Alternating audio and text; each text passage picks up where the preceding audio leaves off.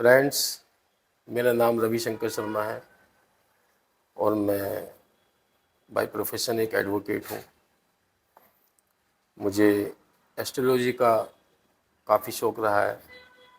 इस कारण मैंने इसमें काफ़ी डीप स्टडी किया है और मैं एस्ट्रोलॉजी को आज भी और भी पढ़ता रहता हूँ, स्टडी करता रहता हूँ। और मैंने ये विचार बनाया कि मैं अपने ज्ञान को वीडियो के माध्यम से आप लोगों के साथ भी शेयर करूं, तो इस वजह से मैं ये वीडियो बना रहा हूं। आज की वीडियो में मेष लग्न के चार्ट में सूर्य 4th हाउस में हो तो व्यक्ति पर क्या प्रभाव पड़ता है, इस बात की चर्चा करेंगे। इससे पहले मैंने मेष लग्न के चार्ट में 1st हाउस में, 2nd हाउस में और 3rd हाउस में सूर्य के प्लेसमेंट की चर्चा की है, प्रभाव की, और ये मेरी चौथी वीडियो है। तो इसके प्रभाव को जानने से पहले हमें जानना होगा कि चौथे हाउस से हम क्या क्या देखते हैं, क्योंकि सूर्य आज 4th हाउस में बैठा हुआ है मेष लग्न में। मेष लग्न में जो लग्न कुंडली है उसमें यदि 1 लिखा हुआ है 1st हाउस में तो यह मेष लग्न का चार्ट है। और एंटी क्लॉकवाइज आप चलोगे तो जहाँ पे 4 लिखा होगा वहाँ पे सूर्य की प्लेसमेंट है और उसी की चर्चा के लिए आज हम यहाँ उपस्थित हुए हैं। फ्रेंड्स, 4th हाउस को हम सुख भाव भी कहते हैं। यह भाव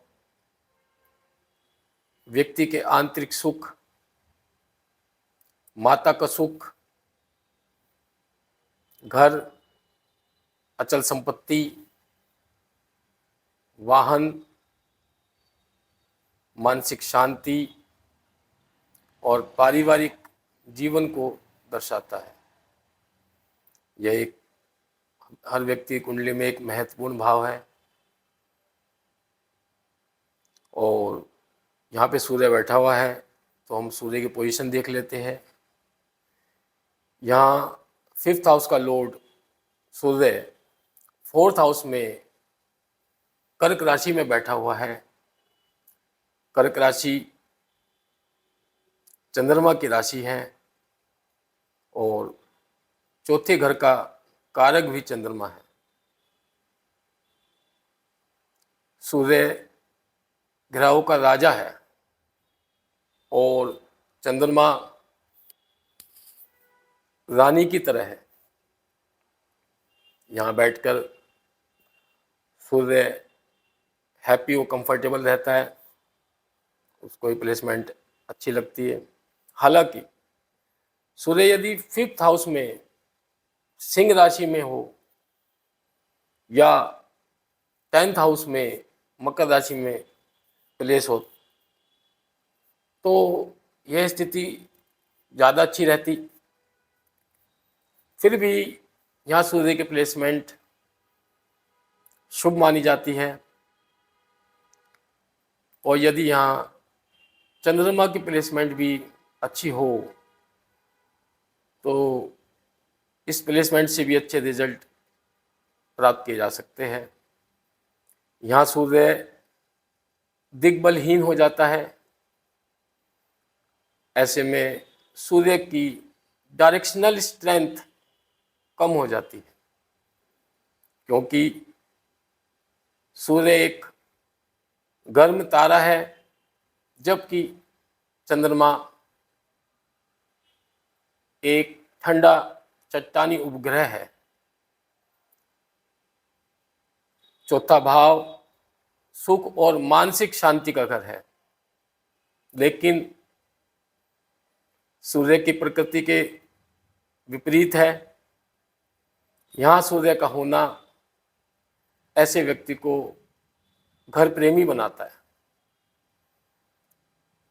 अगर व्यक्ति का ऑफिस उसके घर में ही हो तो उसको व्यवसाय में सफलता प्राप्त होती है और वह खुश भी रहता है। लेकिन परिवार में अहंकार बढ़ा सकता है। ऐसे व्यक्ति को घरेलू सुख मिलता है, उनका घर में वर्चस्व भी रहता है। जहाँ तक आत्मसंतोषी और थोड़ा आलसी हो सकता है, वह अपनी राय को ही सर्वश्रेष्ठ समझता है, जिससे परिवार में मतभेद उत्पन्न हो जाते हैं। वह अपने ही मनमानी करता है, अपनी ही बात को आगे रखता है, अपने को सर्वोच्च समझता है। इस कारण पारिवारिक लोगों से संबंध खराब होते हैं। ऐसे व्यक्ति को आंखों से संबंधित समस्याएं भी रहती है। ऐसे व्यक्ति का घर बहुत आलीशान राजाओं की तरह काफ़ी बड़े आकार का होता है और बड़ी बड़ी लग्जरी गाड़ियाँ उसमें खड़ी होती है और नौकर चाकर घर में कार्यरत होते हैं। परंतु ऐसा व्यक्ति अपने घर में कड़ा अनुशासन भी रखता है, नियम कानून से चलाता है घर को भी। ऐसे व्यक्ति की स्थिति ख्याति ऐसे व्यक्ति की ख्याति दूर दूर तक फैली होती है। मान सम्मान समाज में बहुत होता है और अर्थात वह व्यक्ति काफ़ी नामी गिरामी होता है, जाना माना होता है।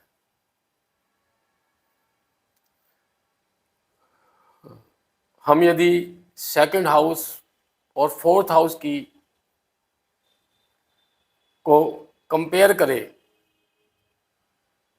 तो हमें कंफ्यूज नहीं होना है, क्योंकि सेकंड हाउस कुटुंब और परिवार को बताता है, जबकि फोर्थ हाउस का संबंध मकान से होता है। यहाँ यदि चंद्रमा की प्लेसमेंट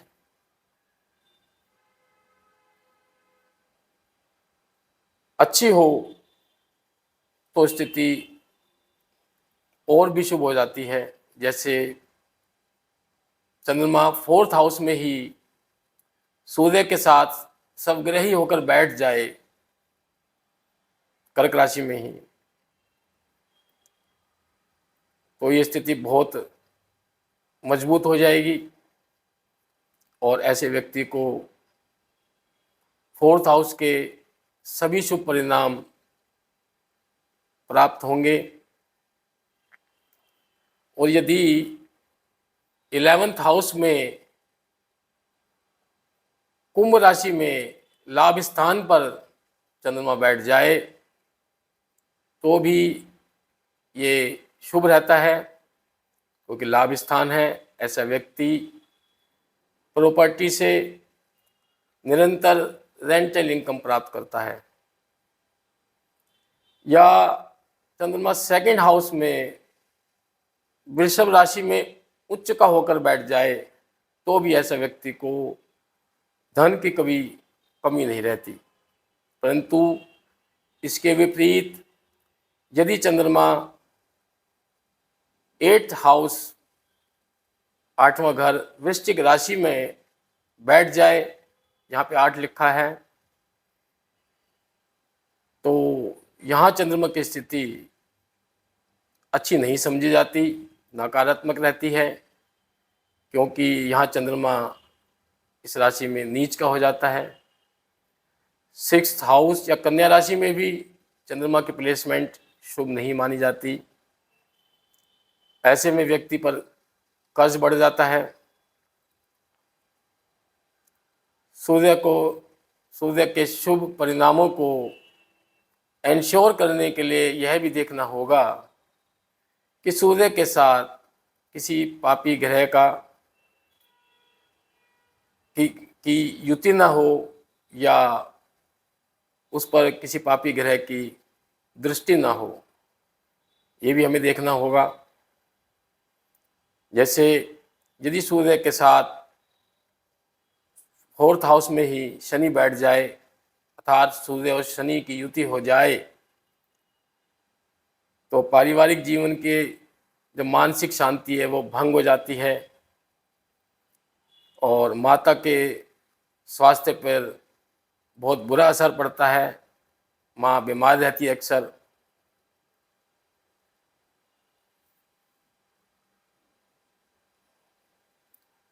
और घरेलू अशांति उत्पन्न होती है, प्रॉपर्टी संबंधी विवाद रहते हैं, घर से दूर रहने की स्थिति बन जाती है।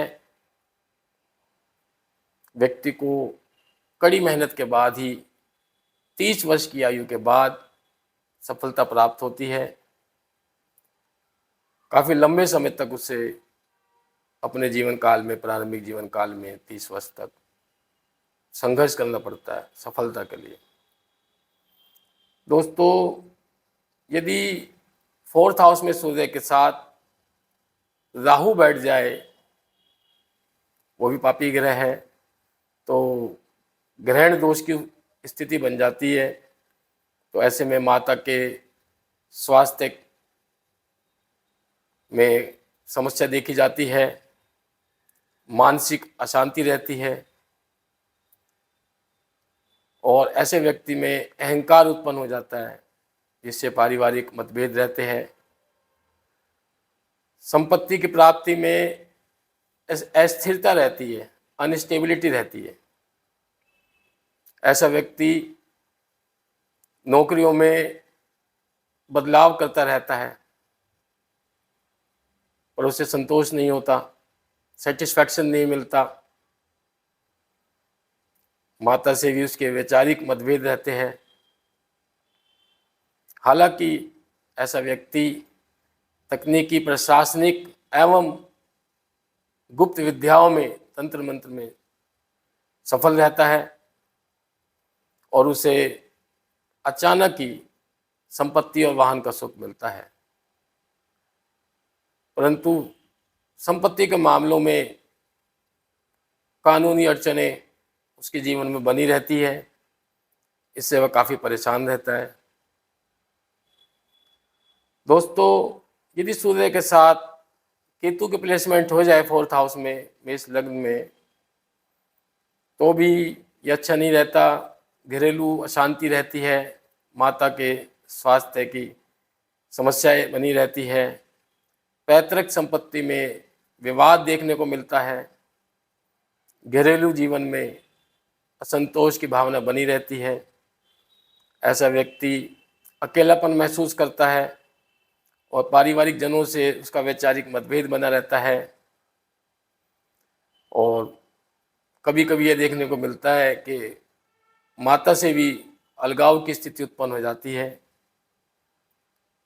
और सूर्य के साथ केतु की यह युति व्यक्ति को भौतिक सुखों से विरक्त करती है, डिटैच करती है। ऐसा व्यक्ति आत्म केंद्रित होकर अपने आंतरिक मन की शांति तलाशता है। दोस्तों, अब ये फिफ्थ हाउस का लॉर्ड सूर्य फोर्थ हाउस में बैठा हुआ है।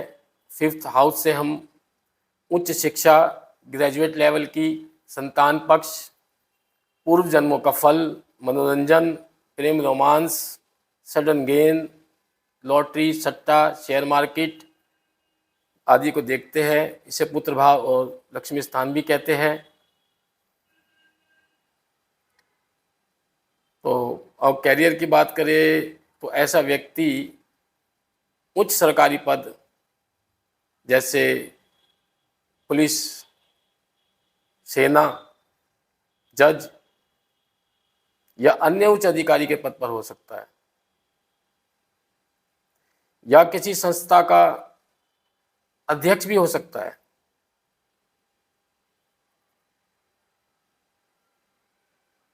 अगर हम सूर्य की दृष्टि की बात करें तो यहाँ सूर्य अपनी 7वीं दृष्टि से 10th हाउस को देख रहा है, जो शनि की राशि है। शनि मकर राशि का स्वामी है, आप सभी जानते हैं। सूर्य और शनि पिता पुत्र है, परंतु ये परस्पर विरोधी ग्रह माने जाते हैं। परंतु फिर भी सूर्य को शनि से कोई परेशानी नहीं होती।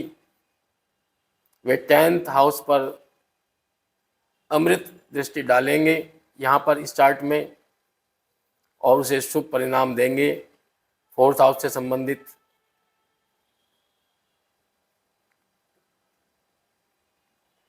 हालांकि ऐसे व्यक्तियों को कड़ी मेहनत, अनुशासन और चुनौतियों का सामना करने पर ही सफलता मिलती है। बस सफलता अवश्य मिलती है। दोस्तों, हमें सूर्य के प्रभाव को पूरी तरह समझने के लिए, डिकोड करने के लिए हमें यह भी देखना होगा कि सूर्य यहाँ कौन से नक्षत्र में है। फ्रेंड्स, यहाँ सूर्य मुख्य रूप से पुष्य, अश्लेषा, पुनर्वसु नक्षत्र में हो सकता है। पुष्य नक्षत्र की बात करें तो यह शनि का नक्षत्र है। यहाँ सूर्य होने से व्यक्ति घरेलू जीवन में जिम्मेदारी निभाने का एहसास करता है और जिम्मेदारियों को निभाता है और अपने जीवन को स्थिर रखने का प्रयास करता है और अपना पारिवारिक जीवन सफलतापूर्वक निर्वाह करता है। और दूसरा नक्षत्र अश्लेषा नक्षत्र है, ये बुध का नक्षत्र है। यदि सूर्य अश्लेषा नक्षत्र में है तो ऐसा व्यक्ति अपने परिवार से भावनात्मक रूप से गहराई से जुड़ता है। वो दिखावा नहीं करता, वो गहराई से परिवार के सदस्यों से उसका जुड़ाव रहता है और उनके सुखों के लिए वह पूरे जीवन भर कार्यरत रहता है। पारिवारिक संबंधों में हालांकि कुछ जटिलता देखने को मिलती है, परंतु फिर भी वह अपने परिवार के साथ सुखी जीवन जीता है। तीसरे नक्षत्र की बात करें तो पुनर्वसु नक्षत्र है। इसमें सूर्य अगर है तो यह गुरु का नक्षत्र है। यदि सूर्य कर्क राशि के शुरुआती अंश में है तो यह व्यक्ति को घर में ज्ञान और शांति बनाए रखने की प्रवृत्ति देता है और व्यक्ति अपने घर में शांतिपूर्वक रहकर परिवार के सदस्यों के साथ सुखी जीवन जीता है। फ्रेंड्स, हमने आज ये चर्चा करी कि मेष लग्न में यदि सूर्य 4th हाउस में है तो व्यक्ति को क्या परिणाम प्राप्त होते हैं। तो आज इस चर्चा को यहीं समाप्त करेंगे और मैं ये कहना चाहूँगा कि यदि आप लोगों का सहयोग मुझे प्राप्त होता रहा तो ये मेरी चौथी वीडियो है। मैं ऐसे ही सूर्य की मेष लग्न में 12 वीडियो बनाऊंगा, 12 भावों में। इसी प्रकार अन्य ग्रहों की भी 12 भावों में वीडियो बनाऊंगा। मेष लग्न में, फिर वृषभ लग्न में बनाऊंगा, फिर मिथुन लग्न में बनाऊंगा, फिर कर्क लग्न में बनाऊंगा, फिर सिंह लग्न में बनाऊंगा, फिर कन्या लग्न में, फिर तुला लग्न में, फिर वृश्चिक लग्न में, फिर धनु लग्न में, फिर मकर लग्न में, फिर कुंभ लग्न में, फिर मीन लग्न में। इसी प्रकार सभी ग्रहों की वीडियो मैं सभी लग्नों में बनाऊंगा और ये मेरी बेस लेवल की वीडियो रहेगी। जब ये मेरे बेस लेवल की वीडियो पूरी हो जाएगी, उसके बाद मैं एडवांस लेवल की वीडियो की बनाऊंगा और ग्रहों की, कई ग्रहों की एक साथ राशि में चर्चा करूंगा। इससे आपको बहुत कुछ सीखने को मिलेगा, परंतु एडवांस लेवल की वीडियो को समझने से पहले आपको मेरी बेस लेवल की वीडियो को देखना और समझना होगा, ताकि आपको बाद में आसानी हो सके। अब मैं आपसे विदा लेने चाहूँगा। नमस्कार।